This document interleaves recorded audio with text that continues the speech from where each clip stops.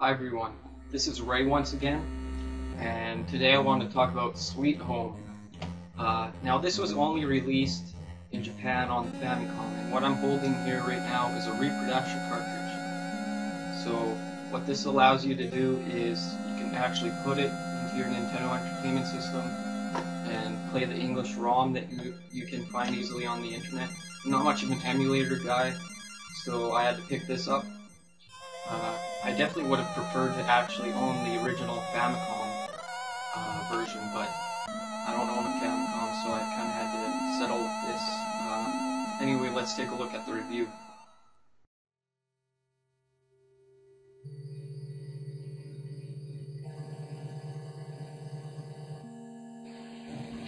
Sweet Home is often considered the very first survival horror game, and although I'm not 100% sure that's correct or not, it undoubtedly inspired many later franchises, which we'll get into later.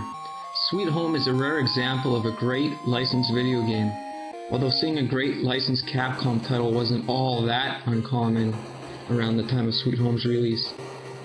I've not watched the movie itself, but I'm sure it's just your typical Japanese horror film and nothing too special.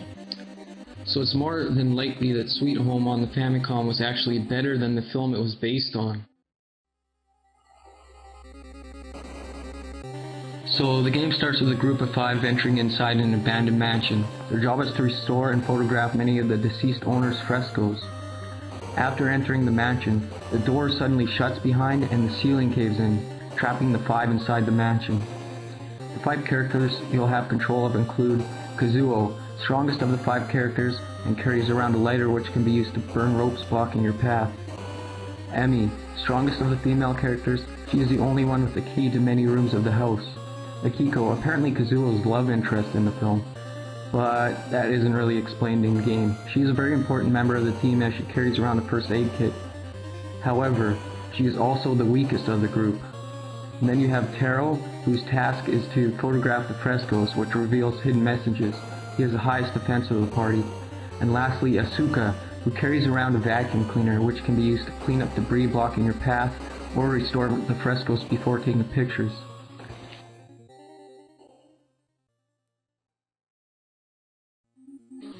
Shortly after entering the mansion, the 5 realize it's haunted by Lady Mamaya, wife of the artist responsible for painting the many frescoes. Her unfortunate story is revealed to you by backstory throughout the game, and you'll find out why exactly she feels so threatened by everyone she comes across. While playing Sweet Home, you may notice several similarities to Capcom's later survival horror franchise, Resident Evil. You'll find the early version of Resident Evil's load screens, littered notes progressing the story, hounds, zombies, and of course they both take place inside a mansion. These similarities aren't just a coincidence. Resident Evil was originally intended to be a remake of Sweet Home. However, while into development, it became its own thing and ended up becoming what we all know now.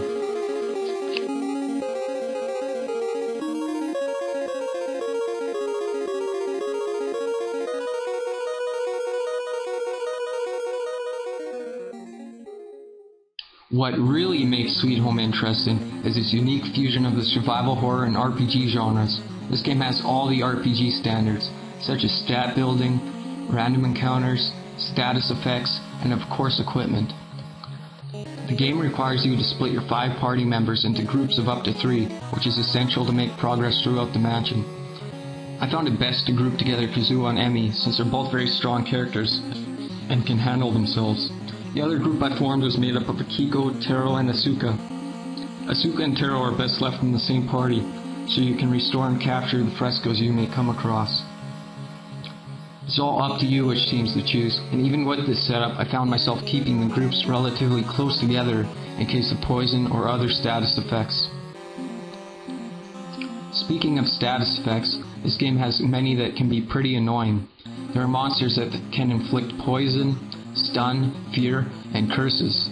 On the plus side, every status effect, with the exception of stun, take place only after you are finished the battle.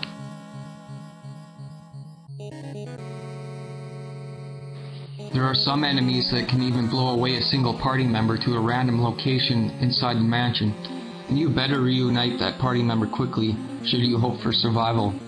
Survival is very key in this game, as there is no way to revive fallen party members. I loved this part of the game. It made every decision feel important, had me saving my data very often before making quick decisions. The game likes to trick you too. There are many times where I fell for death traps that wiped out a few of my party members rather quickly.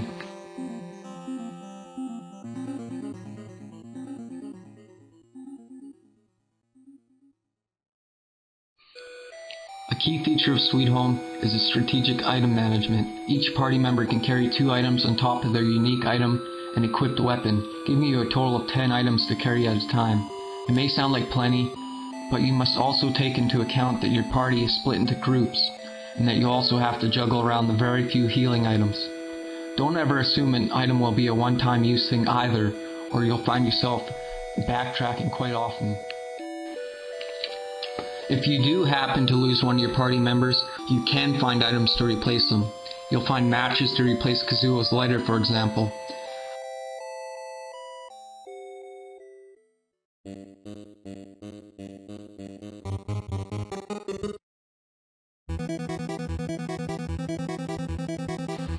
Battles are pretty standard fare in Sweet Home.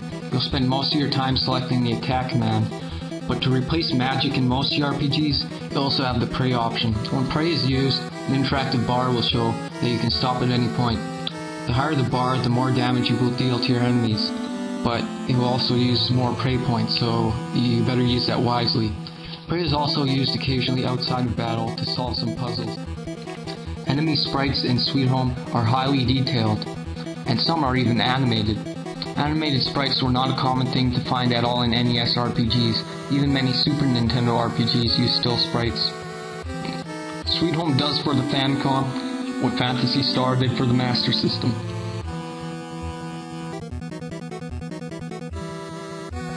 This is a very gory game by 8-bit standards. The animated death scenes especially. Some people believe the whole reason Sweet Home never saw a North American release was because of these disturbing images, which is very likely given Nintendo's rules at the time. But the fact the movie never saw release outside of Japan could also have something to do with it. Another thing Sweet Home just nails down pat is the sound effects. A lot of the more chilling moments are accompanied by the perfect sounds. The music also tends to hit the perfect tone, giving some creepy and awesome tunes. All of it comes together to deliver a strangely immersive game. There are multiple endings awarded to the player depending on how many party members are remaining by the end. I ended up with 5, and I have to say the ending just felt so out of place and ridiculous that it was almost funny. I think anyone who has finished the game with all 5 party members will know exactly what I'm saying. I don't want to spoil it though, so if you want to find out, either finish the game yourself or Google it. The final boss fight was a little easy too, I have to say. It felt kind of scripted. I mean, the midway point maniac enemy felt more challenging to me. But this is forgivable, considering all the limited resources you have to heal yourself by the end. I thought way too far ahead and saved almost all of them, which was very unnecessary. Although not the longest JRPG by any means, Sweet Home is one hell of an experience. If you're at all a Resident Evil fan, you owe it to yourself to see the game that started it all. And even if you're not, you'll find so many things to like in Sweet Home, from the chilling moments, strategic gameplay, eerie music, and shocking backstory. In all honesty, I found it more enjoyable than any Resident Evil title.